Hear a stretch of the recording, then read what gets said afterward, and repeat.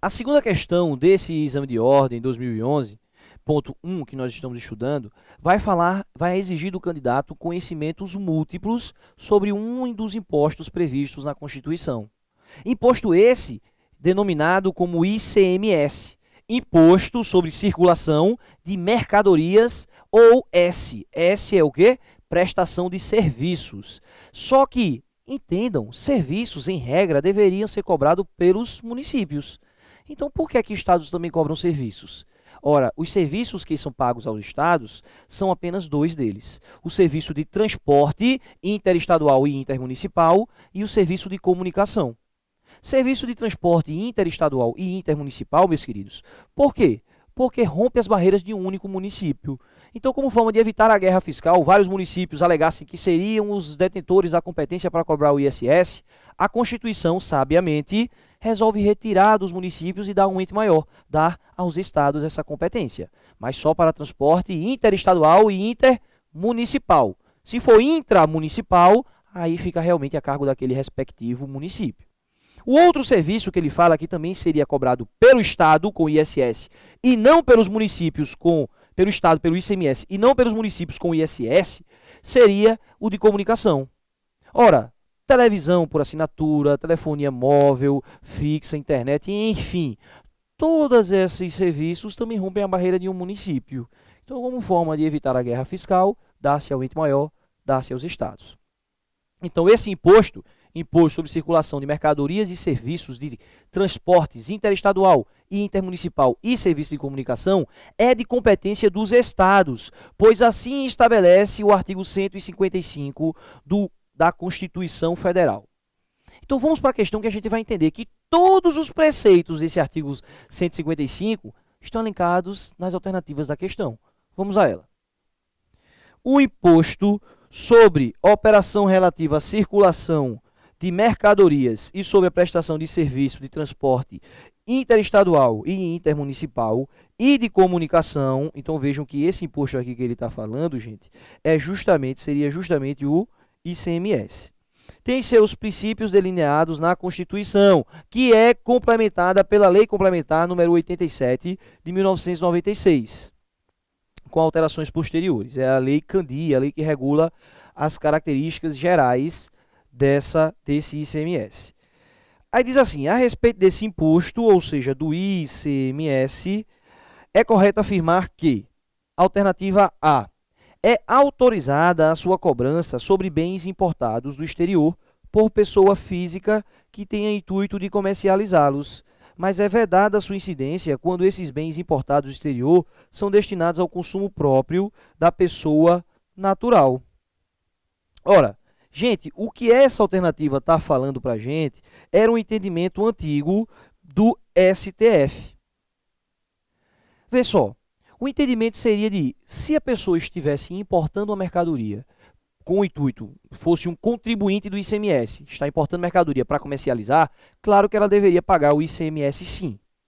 Por outro lado, se fosse uma pessoa física que está trazendo mercadoria importada para comercializar, também deveria pagar o ICMS. Mas se ela está trazendo para consumo próprio, o entendimento dos tribunais superiores era no sentido de que, neste caso, olha, não deveria incidir o ICMS.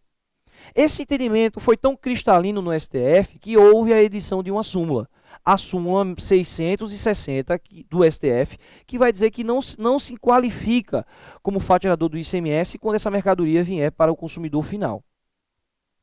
Por outro lado, o entendimento do STF não é hoje mais aplicável. Em verdade, ele já veio ao mundo inaplicável. Por quê? Porque houve uma emenda constitucional que modificou esse entendimento.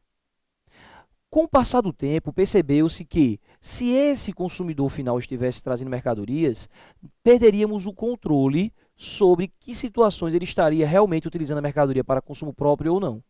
Infelizmente, neste caso, os bons, é isso mesmo, os bons pagariam pelo preço, pelo erro dos maus. Então, hoje, qualquer pessoa, venha a ser contribuinte ou não do ICMS, consumidor final ou não, qualquer um que importa mercadoria, também vai ter que pagar o ICMS sim.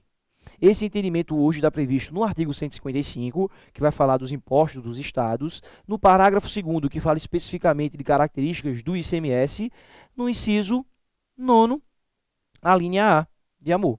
Vai falar então que nesse caso incidiria também o ICMS. Por isso que a alternativa estaria errada. Então, voltando para a questão.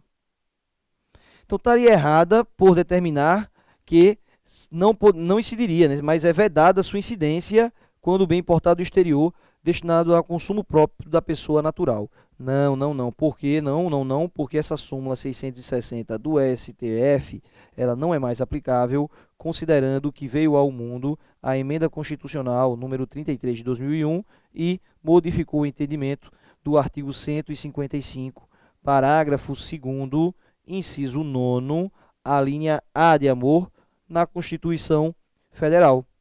É até engraçado, né? Todas as vezes em que o STF tem que interpretar as normas, não é? Se ele interpreta contrário ao entendimento do Congresso Nacional, simplesmente o Congresso Nacional vai e edita uma emenda constitucional.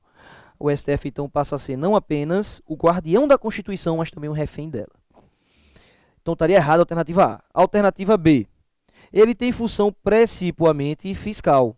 Realmente, gente, as funções, essa questão da função das finalidades, a finalidade fiscal guarda relação à ideia da tributação como forma apenas de arrecadar fundos, agairar receitas, enquanto que a finalidade denominada como extrafiscal seriam situações relacionadas a intervir na relação econômica ou social.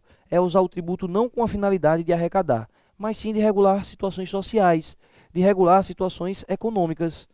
A ideia dela poderia vir, por exemplo, no imposto de importação, que serve como forma de balancear o nosso comércio interno face ao comércio internacional. Então diz, ele tem função precipuamente fiscal. Realmente, a função do ICMS, precipuamente, é arrecadar dinheiro, podendo ser seletivo em função da essencialidade. Ele quis dizer aqui, gente, da essencialidade das mercadorias, tá? Está incompleto, mas não estaria errado não. Por quê? Ele disse que pode ser seletivo.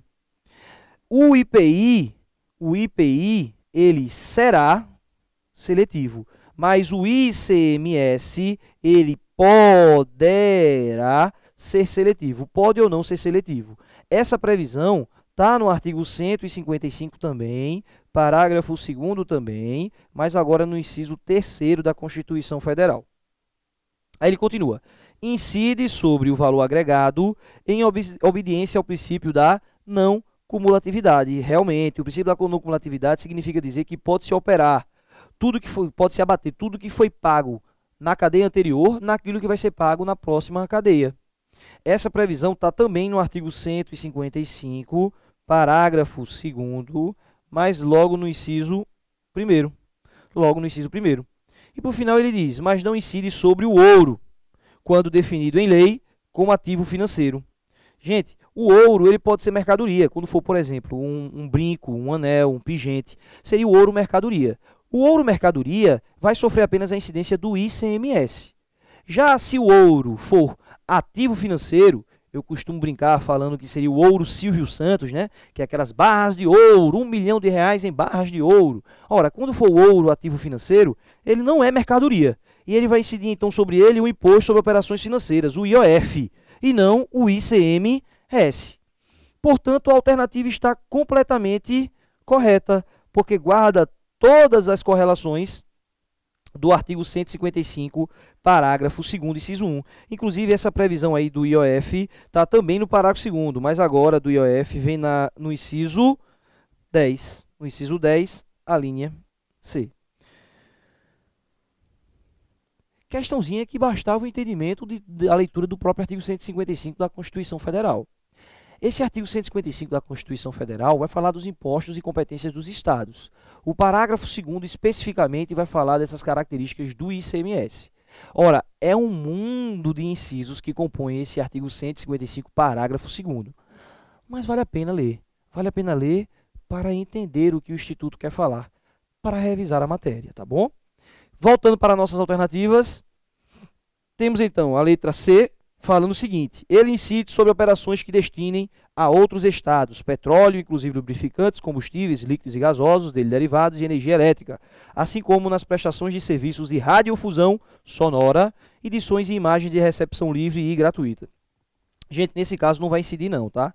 Nesse caso, expressamente vai existir a não incidência, considerando que o artigo 155 da Constituição, no parágrafo 2º, no inciso 10, nas alíneas B e na linha C da Constituição Federal, expressamente vai dizer que nesses casos não há incidência.